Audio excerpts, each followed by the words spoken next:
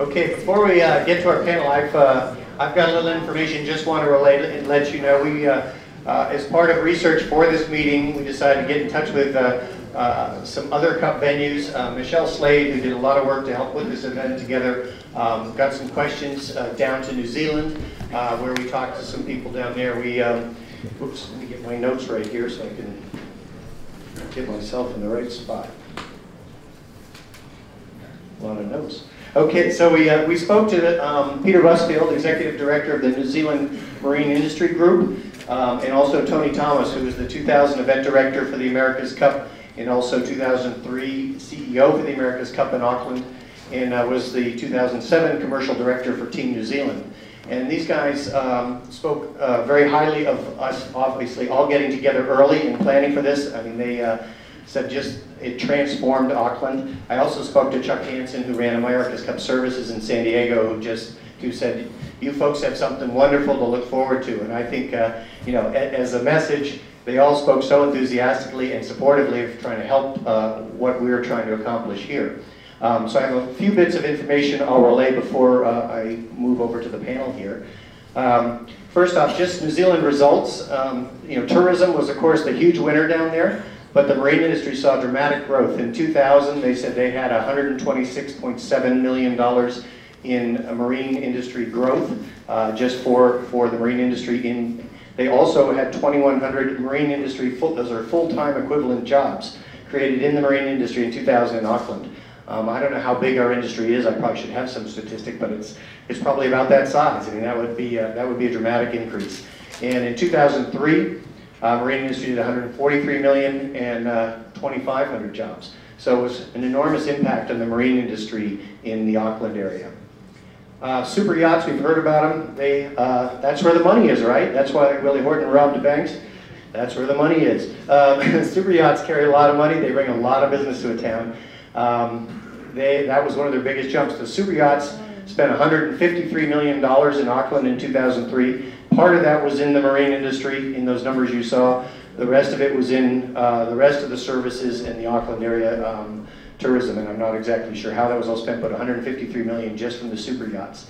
Now, they put in, of course, huge super yacht facilities for the America's Cup, and today, long after the Cup, they've got more super yachts in Auckland now than they had during the Cup. So that's kind of the legacy effect of having the Cup. I mean, we don't want this to end in 2013. We'd like to see the Bay Area sustain a lot of sailing activity and boating activity long after the Cup. And of course, there's now 7,000 super yachts in the world, so there's a lot more that have been built since that time.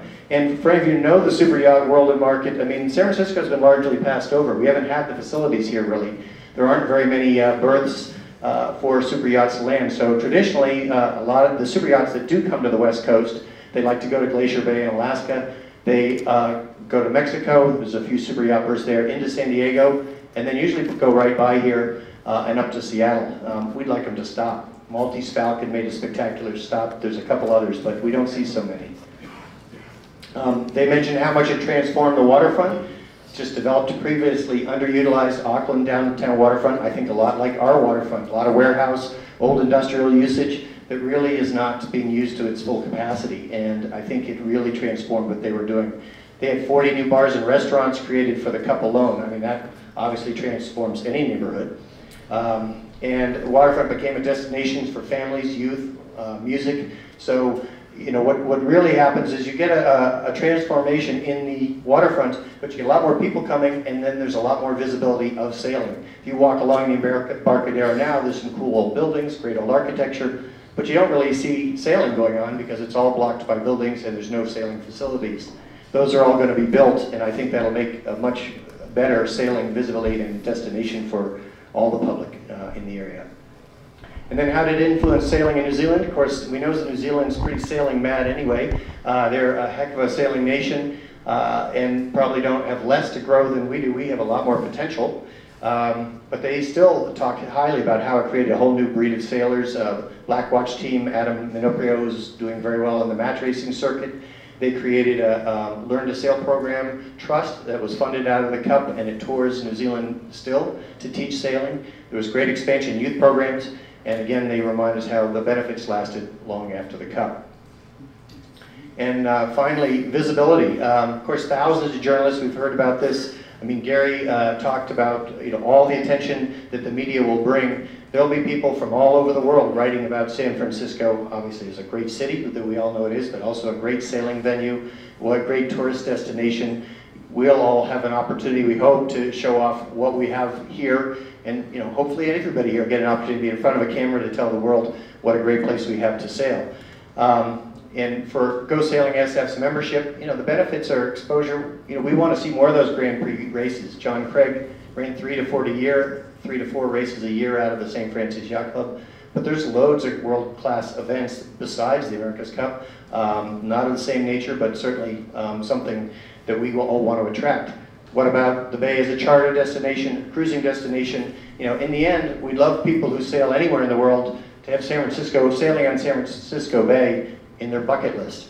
Something I want to do, like you want to charter in the BVI, or you want to do something else, I think San Francisco would be a worthy destination, and I think that's something we all want to shoot for. So those are some of the things that we saw from talking to the people in Auckland. Again, very enthusiastic, very excited by what we have ahead. It was really, really fun to talk to them.